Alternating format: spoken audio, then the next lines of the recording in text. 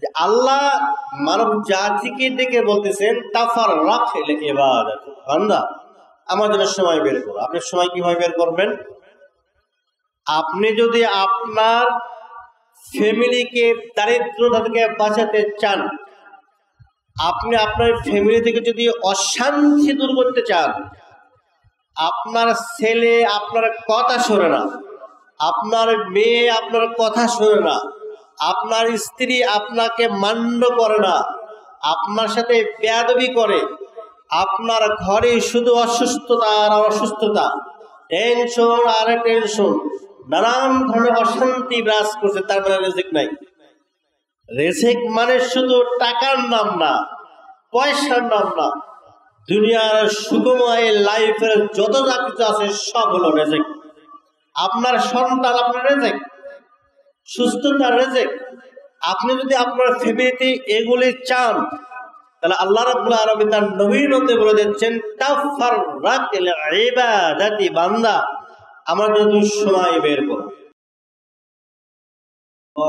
وأشهد أن محمدا عبده ورسوله أما بعد فإن خير الحديث كتاب الله وخير الهدي هدي محمد صلى الله عليه وسلم وشر الأمور محدثاتها وكل محدثة بدعة وكل بدعة ضلالة وكل ضلالة في النار. وبعد أعوذ بالله من الشيطان الرجيم وما خلقت الجن والإنس إلا ليعبدون. وقال الله سبحانه وتعالى أيضا ولقد بعثنا في كل أمة رسولا أن اعبدوا الله واجتنبوا الطاغوت.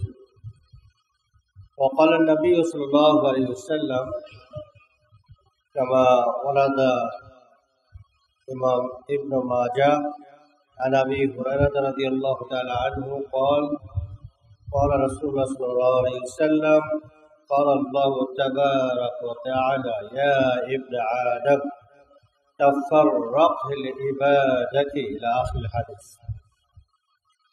অসংখ্য শুকরিয়া সে মহামহিম আল্লাহ রাব্বুল আলামিনের জন্য, যিনি আমাদেরকে জুমার সালাত আদায়ের জন্য মসজিদে আসার তৌফিক দান করলেন। আলহামদুলিল্লাহ। দরুদ ও সালাম বর্ষিত হোক মহানবী মুহাম্মদ রাসূলুল্লাহ সাল্লাল্লাহু আলাইহি ওয়াসাল্লামের প্রতি। সম্মানিত উপস্থিতি, আমরা আজকে একটু ব্যতিক্রম একটি বিষয়ের উপরে আলোচনা করতে যাব।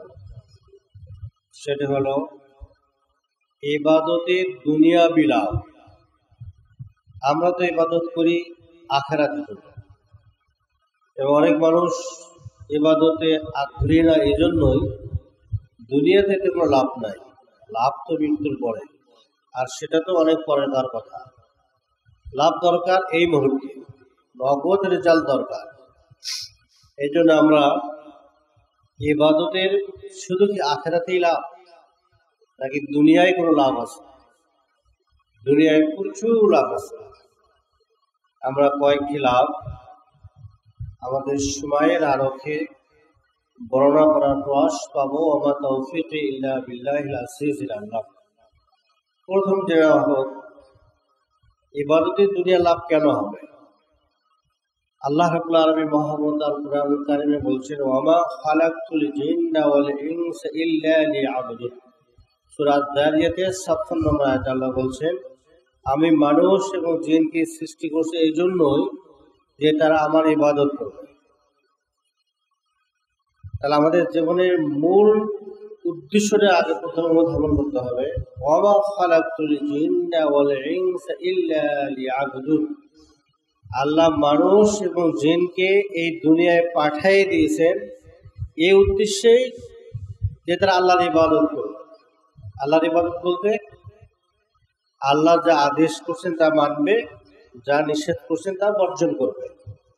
সংক্ষেপ কথা, তাই কিনা? তার দাসত্ব করবে। আর এই কারণেই দুনিয়ার অন্য কিছু আল্লাহ সৃষ্টি করছে। আল্লাহ রাব্বুল আলামিন আমাদেরকে রিজিক দেন, এই জন্যই ইবাদতের সহায়ক হিসাবে। আমি রিজিক খেয়ে, খাবার খেয়ে ভালোভাবে সুষ্ঠুভাবে যাতে আল্লাহর ইবাদত করতে পারি, এই জন্য হলো কি রিজিকের সৃষ্টি। আর আমাদের সৃষ্টিটা হলো যে আমরা যাতে আল্লাহর ইবাদত করি। প্রথমত নির্দেশটা কার? আল্লাহ আমাদেরকে সৃষ্টি করলেন, আমরা তার ইবাদত করব। কোনো মানুষকে যদি কোনো কাজে নিয়োগ দেওয়া হয় আর সে যদি সেই কাজটা ভালো করে করে, তাহলে কর্তৃপক্ষ তাকে ভালো দৃষ্টিতে দেখেন না খারাপ দৃষ্টিতে দেখেন? আপনার এই মসজিদে একজন ইমাম মুয়াজ্জিন রাখছেন, তাকে বলছেন যে আপনার কাজ হলো এই কাজগুলো করা। উনি আপনাদের নির্দেশিত কাজে একটু ত্রুটি করেন না, ঠিকভাবে সুন্দরভাবে করে যান, আপনি কি তাকে বাদ দেবেন? সাধারণত বাদ দেওয়ার কথা না, তাই কি না? বরং তার কাজে খুশি হয়ে আপনি তাকে আরো গিফট দিবেন, উপহার দিবেন। কারণ তাকে যে কাজে আপনি নিয়োগ করছেন সেই কাজে সে অনেক দায়িত্ববান। একজন মানুষ, আল্লাহ তাকে ইবাদত করার জন্য সৃষ্টি করছেন, আর সে আল্লাহর ইবাদত করে, আর এই ইবাদতের কারণে আল্লাহ তাকে অনাহারে রাখবেন। তার দুনিয়ার কোনো কেরিয়ার দিবেন না, জীবনের কোনো উন্নতি দিবেন না, দুনিয়ায় সে লাভজনক জায়গায় যেতে পারবে না। তাহলে আল্লাহ অভিভাবক হিসাবে এতই নিম্নমানের নাকি? না, তা কখনই হতে পারে না। আপনি যদি যুক্তিতে দেখেন, বিবেক দিয়ে দেখেন, তাহলে দেখবেন দুনিয়াতে দায়িত্ব পালন করার কারণে সব ডিপার্টমেন্ট থেকে কি সুখ্যাতি পাওয়া যায়। আর আল্লাহ রাব্বুল আলামিন তিনি আমাদের সৃষ্টি করছেন তার ইবাদত করার জন্য, আর এই ইবাদত যে করবে তাকে আল্লাহ অবশ্যই দেখবেন। আল্লাহ রাব্বুল আলামিন আল কোরআনুল কারীমে বহু আয়াতে বলছেন যে মানুষকে তিনি ইবাদতের জন্য সৃষ্টি করছেন। আল্লাহ রাব্বুল আলামিন সূরা বাকারার 21 নম্বর আয়াতে বলছেন, ইয়া আইয়ুহান নাসু উবুদু রাব্বাকুমুল্লাযী খালাকাকুম। হে মানুষ, তোমরা তোমাদের সেই রবের ইবাদত করো যিনি তোমাদেরকে সৃষ্টি করছেন। আল্লাহ দাবি করছেন, তুমি কেন আমার ইবাদত করবে?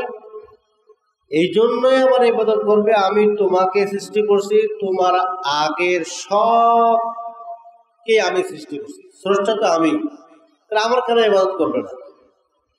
এই কারণে একজন মানুষ শুধুমাত্র আল্লাহর ইবাদত করবে, আল্লাহর ইবাদতের সাথে সাংঘর্ষণিক, বৈপরীত্যমূলক, বিরোধমূলক, প্রতিবন্ধকমূলক যা কিছু আসে তা থেকে সে মুখ ফিরাইয়ে নেবে, মুখ ফিরাইয়ে নেবে।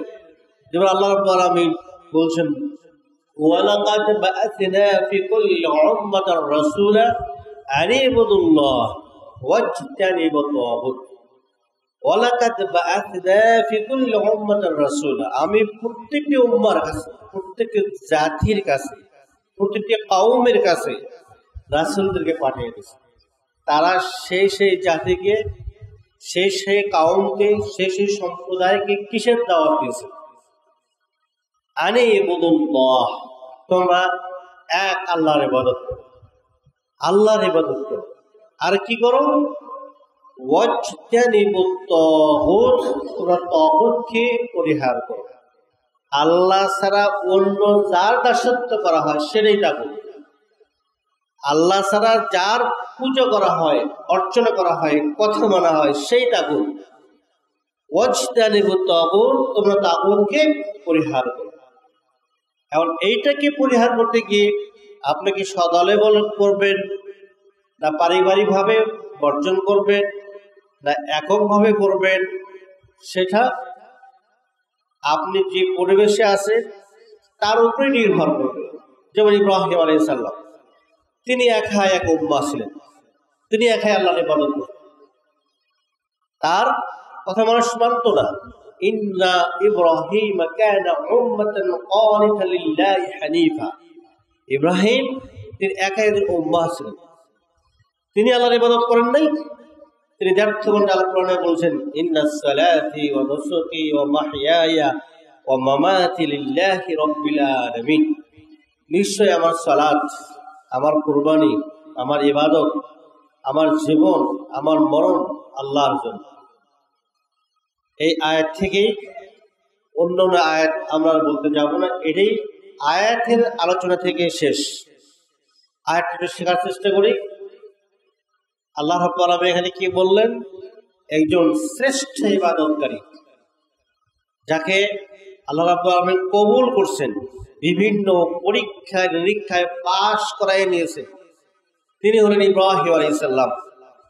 ইব্রাহিম আলাইহিস সালাম ঘোষণা দিচ্ছেন, ইন্নাস সালাত, নিশ্চয় আমার সালাত, ওয়া নুসুকি, আমার কুরবানি, আমার ইবাদত, ওয়া মাহইয়ায়া, আমার জীবন, ওয়া মামাতি, আমার মৃত্যু, লিল্লাহি রাব্বিল আলামিন, সমগ্র বিশ্বের সার্বভৌম রব্বুল আলামিনের জন্য। তাহলে আমরা ইবাদত বলতে শুধু এতটুকুই ভাবি, মসজিদে এসে আমি 5 ওয়াক্ত সালাত আদায় করব মানে আমি ইবাদত করছি। মসজিদ থেকে বাইরে গিয়ে আমি ব্যবসা বাণিজ্য করব, যত মিথ্যা বলা যায়, যত খারাপ ব্যবহার করা যায়, যত নোংরামি করা যায়, এটা ইবাদত না, এটা ইবাদত না। ইবাদত তো ওইটা, আর এইটা আমার যা ইচ্ছা আমি তাই করতে হবে। এই আয়াত কিন্তু আমাদের শিখাই দিল ইবাদত সমগ্র জীবনব্যাপী। ইব্রাহিম আলাইহিস সালাম বলে যাচ্ছেন, আমার সালাত, আমার কুরবানি, আমার জীবন, আমার মরণ আল্লাহর জন্য। তাহলে ইবাদত কি? বয়প্রাপ্ত থেকে শুরু করে মৃত্যুর কোলে ঢুকে যাওয়া পর্যন্ত জীবনের সামগ্রিক কার্যকলাপ আল্লাহর নির্দেশে প্রতিপালিত করা এবং আল্লাহর নিষেধ থেকে তার দূরে রাখা, এটাই হলো ইবাদত, এটাই হলো তার দাসত্ব করা। কিন্তু আমরা কি দেখব? আমরা ইবাদতকে 2 ভাগে ভাগ করছি। এটা হলো ইবাদত, এটা হলো দ্বীনি বিষয়, আর ওইগুলো হলো কি আমাদের বৈষয়িক বিষয়, আমাদের দুনিয়াবী বিষয়, এর সাথে ইসলামের সম্পর্ক নেই। আরো আমরা তো কয়েকদিন আগে দেখলাম, আপনারা দেখছেন যে নারী কমিশনার, তাদের একটা প্রস্তাব ছিল যে যারা পতিতালয়ের কাজ করে, যারা জীবনকে দিয়ে অনেক উপকারের কাজ করে, সে কাজ কি? দেশের যুব সমাজের কল্যাণের কাজ করে, তাই না? যুব সমাজ এবং এই পেশায় আরো অভ্যস্ত যে মানুষগুলো যারা এখানে যায়, তাদের জন্য জীবনকে লেলিয়ে দেয়, এই যে পতিতা কাজ, এই কাজটাকে এই দেশে অনুমোদিত, লাইসেন্স প্রাপ্ত, বহু পূর্ব থেকে এই কাজ এই দেশে চলছে, আজও চলছে, এই মুহূর্তেও চলছে। কিন্তু বর্তমান সরকারের নারী কমিশনার তারা প্রস্তাব দিয়েছে, এই কাজটা তারা করেই, তবে এটা লেবারের মর্যাদা দিয়ে দেওয়া হোক। আরো অনেক কথা আছে, লেবারের মর্যাদা দেওয়া, এটা শ্রমিকের মর্যাদা, এটা তাদের শ্রম, এটা কি তাদের শ্রম? একজন লোক চুরি করে, কত না কষ্ট, চুরি করতে কত কৌশল, কত পিটুনি, কত মার খায়, তাহলে এর অর্জনটা কি লেবারের মর্যাদা দেওয়া দরকার না? যাক, এই নিয়ে অনেক পক্ষে বিপক্ষে আন্দোলন এই দেশে হচ্ছে। কিন্তু দেখছেন নারীরাও একটা উন্মুক্ত মিছিল করেছে রাজপথে। তারা কি বলেছে দেখছেন? বলেন কি বলেছে তারা? তারা বলেছে, দেহ আমার, সিদ্ধান্ত আমার, দেহ আমার, সিদ্ধান্ত আমার। দেহ যদি আমার, আমি এটা কাকে দেব আর কাকে দেব না, এই নিয়ে কারো মাথা ঘামানোর কোনো প্রয়োজন নেই। একজন মুসলিম এই কথা কি বলতে পারে? এই আয়াত কি বললো? আমার সালাত, আমার কুরবানি, আমার ইবাদত, আমার জীবন ও মরণ তার জন্য, আল্লাহর জন্য। জীবন ও মরণ যদি আল্লাহর হয়ে থাকে, তাহলে আমার দেহ, আমার যা ইচ্ছে তাই আমার সিদ্ধান্ত আমি পরিচালিত করবো, এটা করতে পারবে? তা করতে পারে না। এই দেহ আল্লাহর দেওয়া একটি নিয়ামত। এই বাক শক্তি, এই দৃষ্টিশক্তি, এই অত্যাধুনিক মেমোরি, মগজ বা মস্তিষ্ক, এই সুন্দর অভাব এবং এটাকে যে সমস্ত আকৃতি, যে সমস্ত জিনিস দিয়ে আল্লাহ সুসজ্জিত করেছেন, প্রত্যেকটি রব্বুল আলামিনের একটি নিয়ামত, এবং এই প্রত্যেকটিরই হিসাব আল্লাহ নেবেন। আল্লাহ ছেড়ে দেবেন না, নেবেন। আল্লাহ চোখের হিসাব নেবেন, আল্লাহ পুরা দেহের হিসাব নেবেন। এবং এই দেহটাকে এমন করে সাজানো আছে, এই দেহই আপনার বিরুদ্ধে বিবৃতি প্রদান করবে। আপনার হাত, আপনার পা তার সাক্ষীও দেবে, হ্যাঁ হ্যাঁ এটা সত্য। সুতরাং এই যে বক্তব্যটা একটা অন্যায়, একটা মিথ্যাচার, নিবুদ্ধিতাপূর্ণ মানুষের কাজ, তাকে স্পষ্ট। একজন মানুষ যদি ইবাদতকে একেবারে নির্ণয় করতে পারে যে আমার জীবন এবং মরণের সকল কার্যক্রম একমাত্র আল্লাহর জন্য, তাহলে এই লোকের দুনিয়ার ক্যারিয়ার উন্নয়নের জন্য আর কোনো সমস্যা নেই। এই ইবাদত তাকে দুনিয়ার অনেক লাভ দেবে, অনেক লাভ দেবে। আজকে অসংখ্য মানুষ দুনিয়ায় উন্নত জীবন লাভের জন্য পরিশ্রমের পরে পরিশ্রম, সময়ের পরে সময়, প্রযুক্তির পর প্রযুক্তি ব্যবহার করে যাচ্ছে, কিন্তু ইবাদতের দিকে মনোযোগ খুবই কম, অথবা অনেকাংশে নেই, অনেকাংশে নেই। তারা ভেবেই ফেলেছে ইবাদত এটা আমার দুনিয়ার কোনো বিষয় না, ইবাদত করলে আমি আখিরাত থেকে কিছু পাবো। চলুন আমরা দেখি বিশ্বনবী মুহাম্মদুর রাসূলুল্লাহ সাল্লাল্লাহু আলাইহি সাল্লাম কি বলছেন। আমরা প্রথমত একটা হাদিসে কুদসি শুনি। হাদিসে কুদসি হলো যে আল্লাহ স্বয়ং বলছেন, আল্লাহ স্বয়ং বলছেন, ভাষা মুহাম্মদুর রাসূলুল্লাহ সাল্লাল্লাহু আলাইহি ওয়াসাল্লাম। ইমাম ইবনে মাজাহ আবু হুরায়রা রাদিয়াল্লাহু তাআলা আনহু কর্তৃক বর্ণনা করতেছেন, قال الله تبارك وتعالى, রাসূল বলেন, আল্লাহ রাব্বুল আলামিন বলেন, আল্লাহ রাব্বুল আলামিন বলেন, হাদিস সহিহ। আল্লাহ কি বলেন? ইয়া ইবনা আদম, হে মানব সম্পদ, হে মানুষেরা, তাফাররাক লিইবাদাতি, তাফাররাক লিইবাদাতি। তুমি তো খুব ব্যস্ত মানুষ, তোমার চাকরি আছে, তোমার ব্যবসা আছে, তোমার প্রজেক্ট আছে, তোমার কোম্পানি আছে, তোমার কত কাজ আছে, ঠিক আছে তুমি কাজ করো।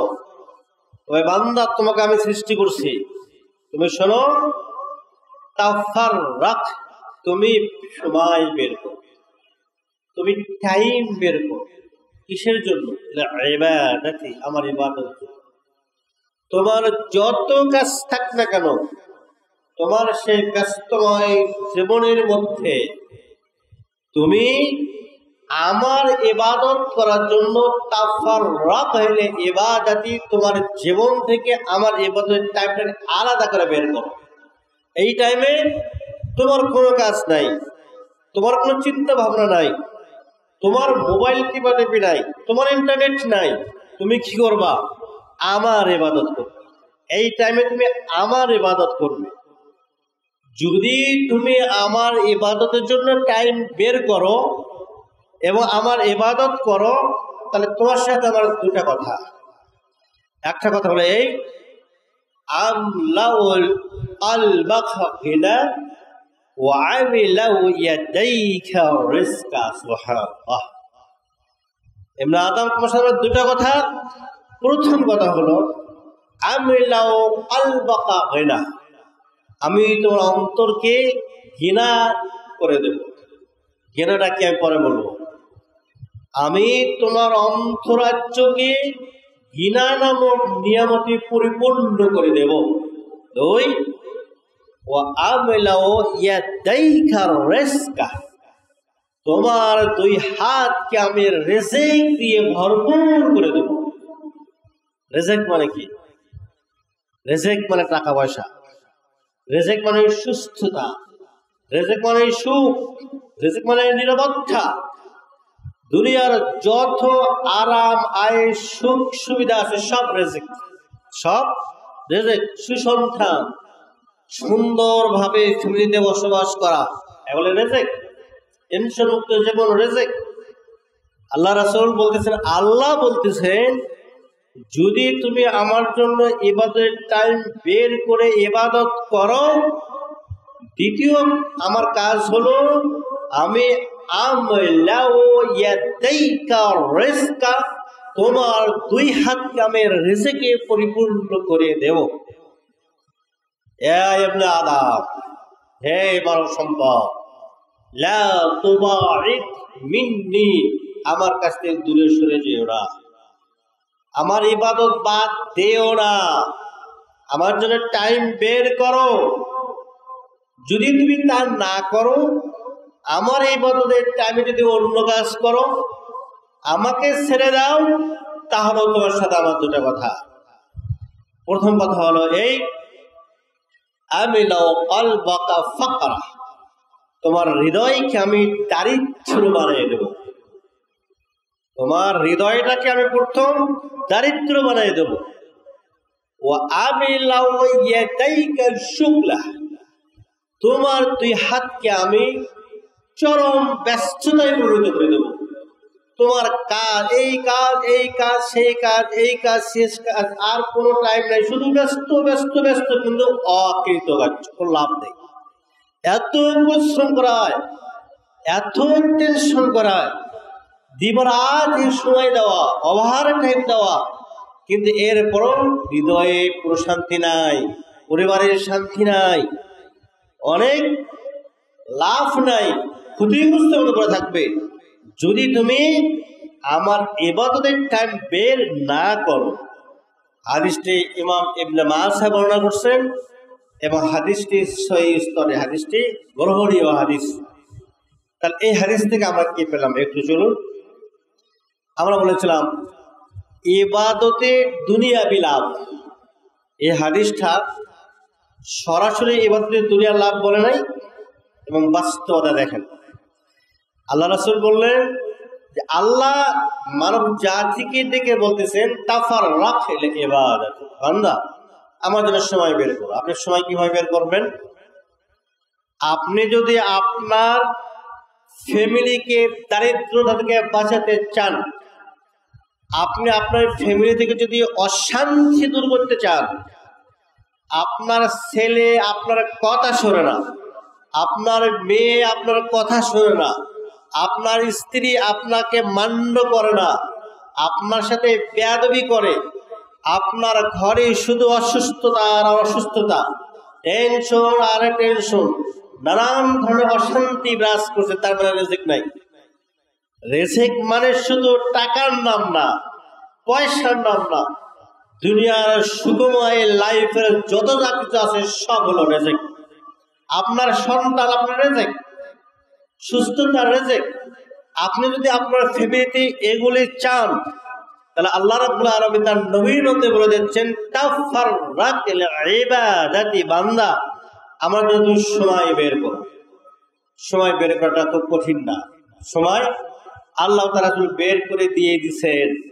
যেমন আপনি 5 ওয়াক্ত সালাত আদায় করবেন, টাইম লাগবে না? 5 ওয়াক্ত সালাত আপনি নিয়মিত আদায় করবেন। 5 ওয়াক্ত সালাতের আযান হয়েছে, হাইয়া আলাস সালাহ, হাইয়া আলাল ফালাহ, কি বলছেন এই আযানে? সালাতে এসো, হাইয়া আলাল ফালাহ, কল্যাণে এসো, কল্যাণে এসো। আল্লাহর আহ্বান চলে আসছে যে কল্যাণে এসো। এমত অবস্থায় আপনি দোকান খুলে রাখবেন, অফিস খুলে রাখবেন, আপনার ব্যবসায়িক প্রতিষ্ঠান খুলে রাখবেন, আর ভাববেন আপনি লাভবান হবেন, কখনই না। কল্যাণ সেখানে এখন আর নেই। কল্যাণ সালাতে আসলে আপনার আছে। কারণ রাসূল সাল্লাল্লাহু আলাইহি ওয়াসাল্লাম বলতেছেন, আল্লাহ ডাক দাও শুনুন, হাইয়া আলাল ফালাহ, তুমি কল্যাণের দিকে আসো।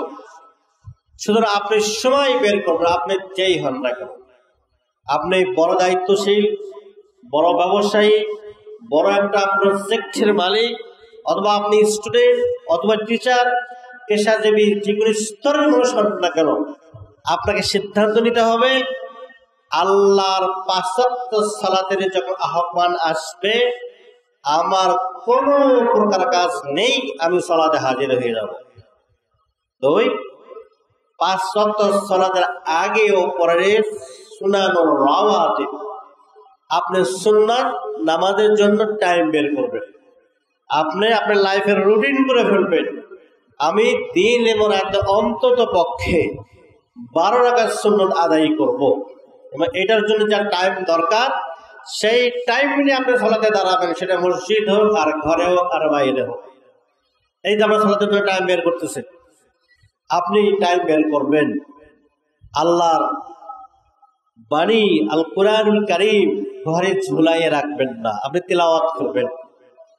আপনি ফজরের পরে পারলে এইভাবে সময় বের করতে পারেন, ফজরের সালাতের পরে আপনি আর বাসায় ফিরে যাবেন না। ফজরের পরে আপনি জিকির আজকার করবেন, মসজিদে বসে থাকবেন, এলেম চর্চা করবেন অথবা এলেম দেবেন। সূর্য উঠবে, 2 রাকাত সালাত পরে আপনি বের হয়ে যাবেন। কিছুই না করলেন, এসব আপনি কোরআন শেখেন অথবা কোরআন তিলাওয়াত করেন, অনেক তিলাওয়াত করতে পারবেন। এই সময় কারো অফিস খোলা থাকে না, থাকে নাকি? কুমিল্লা মানুষের মনে থাকে, একমাত্র ঘুমের দরজা ছাড়া কিছু খোলা থাকে না, শুধু ঘুম আর ঘুম। একটু পরে ঘুমান, অন্তত পক্ষে সূর্য ওঠার আগ পর্যন্ত আপনি ঘুমাবেন না। এটার কারণে আপনার রিজিক বন্ধ হবে না, এটার জন্য আপনার রিজিক বেড়ে যাবে, আপনার সম্পদ বেড়ে যাবে। আর আপনি ৫ ওয়াক্ত সময়ের জন্য সালাতের জন্য সময় বের করেন, সুন্নাতের রাওয়াতের জন্য বের করেন, কোরআন তিলাওয়াতের জন্য বের করেন, আরো বিভিন্ন নফল যে ইবাদতগুলো আছে এগুলোর জন্য বের করেন। আপনি বের করেন যখন মানুষ ঘুমে থাকে, সেই সময়ে 2 রাকাত সালাতের জন্য টাইম হলেও ওই সময় আপনি একটু সময় বরাদ্দ করেন যে আপনি সালাতুত তাহাজ্জুদ আদায় করবেন। যদি আপনি 8 রাকাত না পান, যদি আপনি 4 রাকাত না পান, আপনি কি 2 রাকাতও পাবেন না? এতই ব্যস্ত আপনি। 2 রাকাতে হলেও 2 রাকাতের জন্য আপনি টাইম বের করুন, বের করে আপনি নিয়মিত 2 রাকাত সালাত আদায় করুন, শুরু করুন জীবনযাত্রা। ফজরের থেকে শুরু করে আসা পর্যন্ত কন্টিনিউ 5 ওয়াক্ত সালাত আদায় করবেন, সুন্নতের রাওয়াতিব করবেন, কোরআন তিলাওয়াত করবেন, তাহাজ্জুদ সালাত আদায় করবেন, এবং ইসলামের আরো যে ইবাদতগুলো আপনার উপরে ধার্য আছে তা যথাযথভাবে করবেন। এবার আপনি হাদিসের দিকে তাকাইয়ে থাকেন, হাদিস কে বলছে? কে বলছে? আমি না। হাদিস বিশ্বনবী মুহাম্মদ রাসূলুল্লাহ বর্ণনা করছেন। বিশ্বনবী মুহাম্মদ রাসূলুল্লাহ চেয়ে এই পৃথিবীতে সত্যবাদী মানুষ আর কেউ হতে পারে? তিনি বলছেন। দ্বিতীয়ত, তিনি কার কথা বলছেন? আল্লাহু তাবারাকা ওয়া তাআলা, আল্লাহ তাআলা বলছেন। ওয়ামান আসতাকু মিনাল্লাহি হাদিসা, আল্লাহ কোরআনে বলছেন ওয়ামান আসতাকু মিনাল্লাহি হাদিসা, আল্লাহর চেয়ে উত্তম ও সর্বোত্তম সত্যবাদী আর কে হতে পারে? কথা বলাতে থেকে আল্লাহর চেয়ে সত্যবাদী কার হতে পারে? মানুষ তার লাইফের ক্যারিয়ার উন্নতির জন্য কোনো দার্শনিক পণ্ডিত কার থিওরি কার নিয়ম সে কি ফলো করে, আর আল্লাহর চেয়ে সত্যবাদী আর কেউ হতে পারে না। যে আল্লাহ মানুষকে সৃষ্টি করেছেন সে আল্লাহ বলছেন, ইয়া ইবনে আদম, হে আদম সন্তান, তুমি আমার জন্য ইবাদতের টাইম বের করো, আমি তোমার হৃদয়কে ঘৃণা নামক নিয়ামত দিয়ে পূর্ণ করব, তোমার 2 হাতকে রিজিক দিয়ে পরিপূর্ণ করব। তাহলে কি আল্লাহ দেবেন না? আল্লাহ কি মিথ্যা বলবেন? তাহলে আপনি যদি ইবাদতের জন্য টাইম বের করেন তাহলে আল্লাহ দেবেন কিনা? অত্যন্ত দুর্ভাগ্যজনক বিষয়। আজকের বিজ্ঞান ও কম্পিউটারে এই উন্নত যুগে, আজকের ইন্টারনেটের যুগে, আজকের এই স্মার্ট মোবাইলের যুগে আজকে মানুষকে ইবাদতই পাওয়া যায় না। দেখবেন যাদের বয়স 18-20 বছর হয়ে গেছে, এরা রাত দিনে 24 ঘন্টায় যতটুকু টাইম ঘুমায়, বাকি টাইম দেখবেন প্রতিনিয়ত আর কোনো কাজ নেই, শুধু মোবাইল মোবাইল মোবাইল। কি করে তাদের লাইফ আসে? এবং অনেক মানুষও এসবের মধ্যে ব্যস্ত হয়ে গেছে। আর অনেক মানুষ তার কাজে ব্যস্ত। তাকে যদি বলেন ভাই সলাতে আসুন, ভাই টাইম নাই, ভাই একটা ইসলামিক প্রোগ্রাম আছে, ওই ডক্টর গালিব স্যার আসবে সেই রাজশাহী থেকে, কত কষ্ট করে এই বয়বৃদ্ধ লোকটা আসবে, আসেন না একটু লেকচার শুনে যাবেন। না, আমার তো টাইম নাই। তার মানে কি উনি ইবাদতে টাইম দিচ্ছে না, দুনিয়া বদল করতে যাচ্ছে। হ্যাঁ, আপনি বর্জন করেন। বরকতময় লাইফ যদি আপনি করতে চান, সুখময় পরিবার যদি করতে চান, রিজিক দিয়ে জীবন যদি সমৃদ্ধ করতে চান, ফিরে আসতে হবে ইবাদতে। ইবাদত ছাড়া আপনার সুখময় লাইফের কল্পনা কখনোই হতে পারে না। আসুন, আমি একটা শব্দের বিশ্লেষণ বাদ দিয়েছিলাম। আল্লাহ রাসূল বলছেন, যদি তুমি ইবাদতের টাইম দাও, ইবাদত করো, তাহলে আমি একটা নিয়ামত আমি তোমাকে দেব।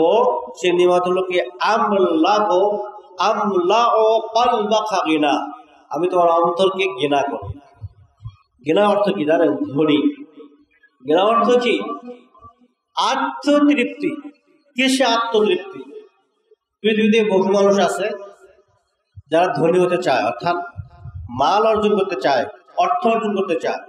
কিভাবে অর্জন করতে চায়? যিনি আমাদের স্রষ্টা তিনি বলে দিয়েছেন যে আদম সন্তান তাদের লোভটা হলো এই, তাদের চাহিদাটা হলো এই, তাদের যতই সম্পদ হোক না কেন, যতই টাকা পয়সা থাক না কেন, যতই মালামাল থাক না কেন, একটা অর্জন হলে সে আর একটা থেকে ধাবিত হবে। তার যদি 1 বিঘা সম্পদ থাকে, তাহলে সে আর একটাই বিঘা নিতে পারে কে দেখবে। তার যদি একটি গাড়ি থাকে, আর একটা গাড়ির জন্য নেবে। এইভাবে যদি তার একটা উপত্যকা স্বর্ণের খনি থাকে, তাহলে সে আর একটার জন্য চেষ্টা করবে। সে যদি একটা দেশের সামগ্রিক টাকার পয়সার মালিক হয়ে থাকে, তাহলে সে আরো অধিক টাকা পয়সা অর্জন করার জন্য সে ধাবিত হবে। তার হৃদয় তৃপ্তি লাভ করবে না। কখন তৃপ্তি লাভ করবে? যখন সে কবরে চলে যাবে। তখন কবরে যাওয়ার আগ পর্যন্ত তার হৃদয়ের এই ছাওয়া এবং পরিতৃপ্তি তার ঘটবে না। একটার পর একটা, একটার পর একটা সে চাইতেই থাকবে। কিন্তু সেই মানুষগুলো অনেক দামি। আল্লাহ রাব্বুল আলামিন রাসূল বলছেন, যদি কোনো মানুষ আল্লাহর ইবাদতের জন্য টাইম বের করে সেই আলোকে টাইম ব্যয় করে, তাহলে আল্লাহ বলতেছেন আমি তার অন্তরকে ঘৃণা করে দেব, পরিতৃপ্ত করে দেব। তার মানে হলো তার যে সম্পদ আছে, যতটুকু রিজিক আছে, ততটুকুতে সে কি আলহামদুলিল্লাহ, তার অন্য কিছু চাওয়া পড়ার কোনো প্রয়োজন নেই। যতটুকু হলে তার সংসার চলে, পরিবার চলে, আজকের খাবারটুকু আছে, তাকে জিজ্ঞাসা করে ভাই তুমি কেমন আছো? আলহামদুলিল্লাহ। আর যার এই ইবাদতের টার্গেট নাই, কোটি কোটি টাকার উপরে আছে, তাকে জিজ্ঞাসা করেন ভাই খুব টেনশনে আছে, ওই বিদেশে আমার অ্যাকাউন্টটা বন্ধ হয়ে গেছে, অমুকরা নিয়ে নিছে, এটার টাকার হিসাব দিতে পারতেছে না, এই খুব কষ্টের মধ্যে আছে। নাই, একমাত্র আল্লাহর ইবাদতে আসলে আল্লাহ রাব্বুল আলামিন তার হৃদয়টাকে তৃপ্তি দিয়ে ভরাই দেন। তার দুনিয়ার প্রতি অথল লোভ থাকে না। যতটুকু প্রয়োজন অতটুকু হলেই এরা আছে নাকি? এরকম মানুষ আমাদের মধ্যে। একজন সরকারি চাকরি করে, অনেক বেতন পায়, অথচ অর্থ টাকা কিন্তু তার সংসার পরিচালনা করতে লাগে না। অথচ কোনো কোম্পানিতে চাকরি করে, কোনো প্রতিষ্ঠানে চাকরি করে, অবশ্যই ব্যবসা করে, বাণিজ্য করে, তার অধীনস্থ যে ফ্যামিলি, তাতে কিন্তু অত টাকা লাগে না। এরপর তাকে জিজ্ঞাসা করেন ভাই একটু টাকা দেন না, একটু মসজিদের আমরা কাজ করব না, সম্ভব না, খুব লস চলতেছে। মানে তার হৃদয় পরিতৃপ্তি আসে নাই। বিশ্বনবী মুহাম্মদ সাল্লাল্লাহু আলাইহি ওয়াসাল্লাম বলছেন যে নিয়মিত ইবাদত করবে আমি তার হৃদয়টাকে প্রশান্ত করব, অথবা তার থাকবে না। আল্লাহ যা দিয়েছেন অতটুকু নিয়ে সিজদায় অবনত হয়ে অস্ত্র নির্গত করে আল্লাহর কাছে সে আলহামদুলিল্লাহ বলবে, আল্লাহ তুমি যেভাবেই আমাকে রেখেছো আলহামদুলিল্লাহ। দুনিয়ার নোংরামি দেখি সে মোটেও তাকিয়ে দেখবে না। বাস্তব উদাহরণ তো দেখি, আপনারা যদি দেখেন এই পৃথিবীতে সে ভালো ভালো মানুষগুলোর ইতিহাস, ভালো ভালো মানুষগুলা দেখবেন অধিকাংশরাই তারা গরিব, অসহায়, দরিদ্র ছিলেন। এমনকি আল্লাহর নির্বাচিত নবী এবং রাসূল বলছিলেন, তারা কি কোটি কোটি টাকার পাহাড় জমাইছিলেন নাকি? না। কেন? তাদের হৃদয় থেকে আল্লাহ রাব্বুল আলামিন তিনি কবুল করেছিলেন। এই সমস্ত নোংরা সম্পদের প্রতি তাদের লোভই ছিল না। বিশ্বনবী মুহাম্মদ সাল্লাল্লাহু আলাইহি ওয়াসাল্লাম নির্যাতিত করে, নিষ্পেষিত করে, তায়েফে রক্তাক্ত করে ফেললো। তখন রহমতের ফেরেশতা এসে তাকে বললেন, ইয়া রাসূল, আপনি চান নয় পাহাড়গুলোকে স্বর্ণে প্রমাণিত করে দিতে? আমি তো আমরা করে দিচ্ছি। রাসূল কি চাইলেন? রাসূল প্রথমে বললেন, আল্লাহুম্মা আগফির লিল কওম ফাইন্নাহুম লা ইয়ালামুন।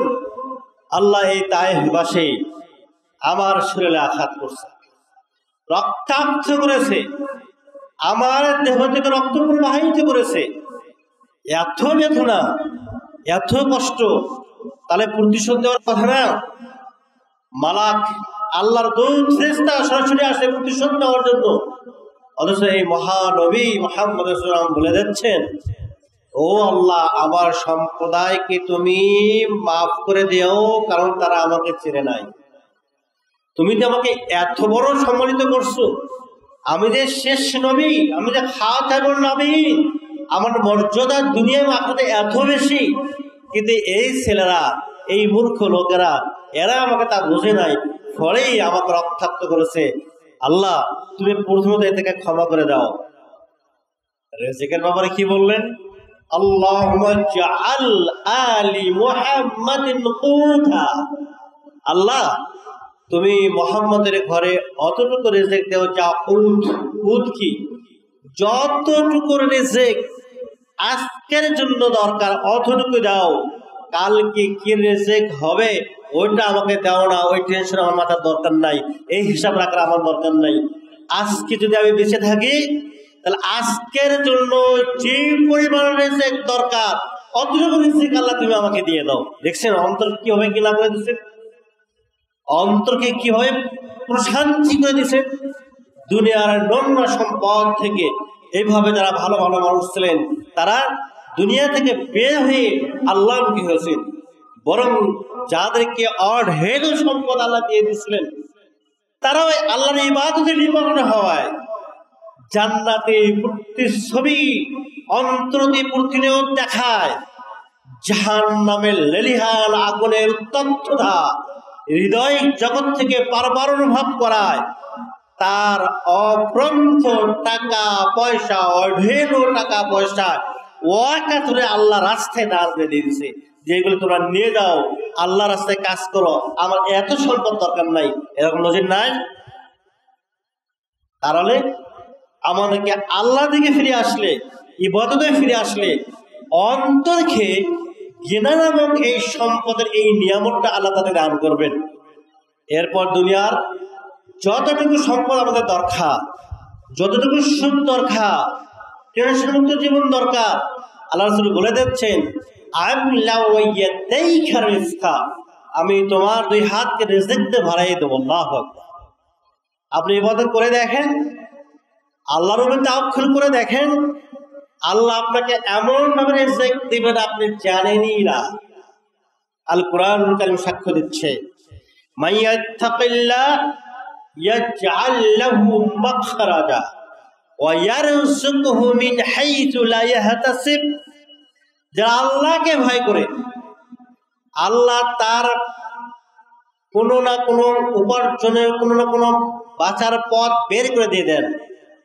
ওয়া ইয়ারযুকহু মিন হাইথু লা ইয়াহতাসিব, তাকে এমন ভাবে রিজিক দেন যে সে তার ধারণাও নাই এই জায়গা থেকে রিজিক আসবে।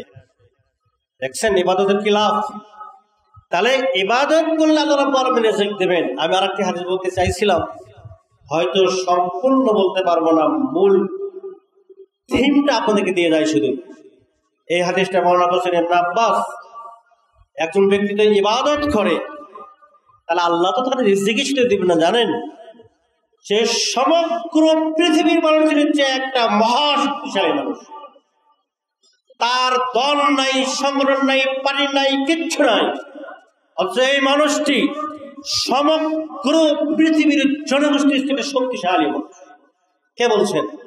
মুহাম্মদ রাসূলুল্লাহ সাল্লাল্লাহু আলাইহি ওয়াসাল্লাম বলছেন, বর্ণনা করার টাইম পাবো না, এতটুকু বলছি।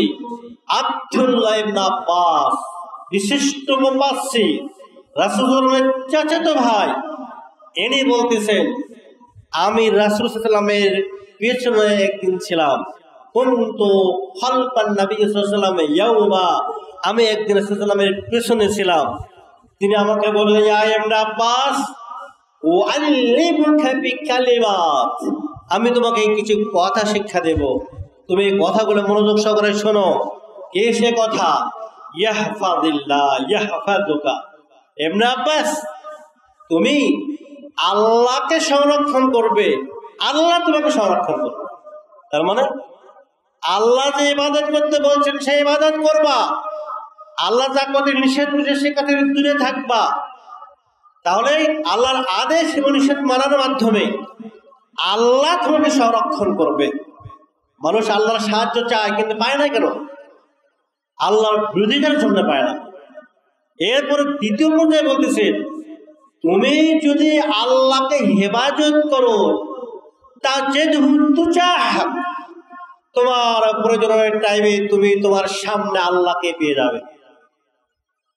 তুমি আল্লাহকে হেফাজত করেছো, আল্লাহ যত আদেশ আছে পালন করছো, নিষেধ আছে বর্জন করছো, তার ইবাদত করছো, তুমি একটি বিপদে এখন পড়ে গেছো, তুমি আল্লাহর কাছে চাও, আল্লাহ তোমার সাহায্যে সাড়া দিয়ে দেবে। এরপর বলছেন, ইজা সাআলতা ফাসআলিল্লাহ, যখন কিছু চাইবে তো আল্লাহর কাছে চাবে। ওয়া ইস্তাআনতা ফাস্তাইন বিল্লাহ, যদি কোনো সাহায্য চাও আল্লাহর কাছে সাহায্য চাবে। এরপরে একজন ইবাদতকারী ব্যক্তি যে আল্লাহর জন্য সময় বের করতে পেরেছে, এই লোকটি কত বড় স্পিরিটপূর্ণ, কত বড় শক্তিপূর্ণ একজন মহাশক্তি মানুষ। দেখুন এই হাদিসে কি বলা হচ্ছে। ইবনে আব্বাস, শোনো, আন্নাল উম্মাতা কাদ ইসতামাউ আলা আইয়ানফাউকা বিশাই লাম ইয়ানফাউকা ইল্লা কাদ কাতাবাল্লাহু লাক। ও ইবনে আব্বাস, যদি পৃথিবীর সমস্ত মানুষ মিলে তোমাকে কিছু দিতে চায়, তোমার কল্যাণ করতে চায়, কিন্তু তারা কিছুই দিতে পারবে না, তোমার তাকদীরে যেটা আছে সেটাই তুমি পাবা। ইবনে আব্বাস, শোনো, সমগ্র পৃথিবীর মানুষ যদি একত্রিত হয় এবং তারা জোট করে তোমার ক্ষতি করতে চায়, দেখছেন, শুধু কুমিল্লাবাসী না, শুধু চট্টগ্রাম বিভাগ না, ঢাকা বিভাগ না, বাংলাদেশ না, ভারত উপমহাদেশ না, সারা পৃথিবীর মানুষ, পৃথিবীতে যত জনগোষ্ঠী আছে, যত শক্তি আছে, যত কৌশল আছে, যত মাধ্যম আছে, সমস্ত মাধ্যমগুলো ইউজ করে যদি তোমার ক্ষতি করতে চায়, কারো ক্ষতি করতে চায়, তারা তোমার কিছুই ক্ষতি করতে পারবে না, কারণ কলম উঠে নেওয়া হয়েছে, কাগজ শিখে গেছে। আল্লাহু আকবার। দেখছেন কত শক্তিশালী হাদিস। অথচ মানুষ তাওহীদের অভাবে অনেক দুর্বল হয়ে যায়। তাহলে আমরা এই হাদিসটাও কি পাই না যে একজন মানুষ যদি আল্লাহর ইবাদত করে, আল্লাহর আদেশ এবং নিষেধকে বর্জন করে চলে, তাহলে আল্লাহ রাব্বুল আলামিন তাকে দুনিয়ায় কত নিরাপত্তা দান করবেন, দুনিয়ায় কত লাভ দেবেন। যে একজন আল্লাহর সঠিক ইবাদতকারী, কোরআন ও সুন্নাহর সহি অনুসারী, পবিত্র কোরআন ও সহি হাদিসের একনিষ্ঠ অনুসারী, এর বিরোধী শুধু বাংলাদেশ না, সমগ্র পৃথিবীর মানুষ মিলে যদি তার ক্ষতি করতে চায়, তার ক্ষতি কিছুই করতে পারবে না, কিছুই করতে পারবে না। বড় বড় শক্তিগুলো যদি এখন অহংকার করে, কেন রে পেঠা তুই আমাদের সাথে আসিস নাই, আজকে বস। এটি হলো ওদের তাওহীদের ত্রুটি, ওদের ইমানি দুর্বলতা, ওদের ইসলাম বোঝার দুর্বলতা। কারণ একজন ব্যক্তি যদি আল্লাহর উপরে থাকে, আল্লাহ তার হেফাজতের দায়িত্ব নিয়েছেন। যদি সে আল্লাহর দ্বীনকে, আল্লাহর আদেশকে এবং নিষেধকে বর্জন করে থাকে, সাহায্যকারী একমাত্র আল্লাহ। তিনি প্রোটেক্ট দিবেন, তিনি রক্ষা করবেন। সুতরাং চলে আসুন ইবাদতে। আজকের যুবকরা যেভাবে সময় নষ্ট করতেছে, আজকে অনেক মানুষ যেভাবে সময় নষ্ট করতেছে, রিজিকের জন্য যেভাবে ঘুরিয়ে বেড়াতেছে, এই অবস্থায় আপনি যদি একটু সময় ইবাদতে বাড়িয়ে দিয়ে আল্লাহর কাছে পানি ফেলিয়ে বলতে পারেন, আল্লাহ আমার এই জিনিসটি দরকার, আল্লাহর কাছে সময় দিয়ে যদি আপনি বলতে পারেন, আল্লাহ আমার সংসারে এই একটা অশান্তি হতে পারে, এই মসজিদ থেকে আপনার চোখের পানি ফেলে দেওয়ার পরে বাসায় যাওয়ার আগেই যাদের সাথে অশান্তি ছিল ওরা আপনাকে বুক ধরে বলবে কেমন আছেন আপনি। কারণ আসমানের মালিকের কাছে কি কোনো সময় লাগে নাকি? সময় লাগে না। অতএব ইসলামকে উপলব্ধি করার চেষ্টা করুন। ইবাদতে যে জন্য আল্লাহ আমাদেরকে সৃষ্টি করেছেন, সেই মৌলিক কাজে নিজের জীবনকে উন্নত করুন। দুনিয়ার চাওয়া এবং পাওয়া আল্লাহ দিয়ে দেবেন। আল্লাহ রাব্বুল আলামিন এই বক্তব্য অনুযায়ী আমাকে আমল করার, এবং যারা এখানে শুনছেন তাদেরকে, এবং যারা এই অনলাইনে শুনবেন সমগ্র দুনিয়ার এই মানুষদেরকে এর প্রতি আমল করার জন্য উদ্যত আহ্বান জানাচ্ছি। আল্লাহ তুমি আমাদের সবাইকে তোমার ইবাদতে ফিরে আসা তৌফিক দান করো, তোমার সাথে সম্পর্ক উন্নয়ন করার তৌফিক দান করো, তোমার সাথে সম্পর্ককে ঝালাই করে উন্নত করার তৌফিক দান করো, এবং আমাদের জীবনে চাওয়া এবং পাওয়াকে তুমিই দান করো। আমরা অন্য কোনো ব্যক্তিকে সত্যির কাছে চাই না, তোমার কাছে চাই, তুমি দিয়ে দাও। আল্লাহ আমাদের তৌফিক দান করো। আমিন।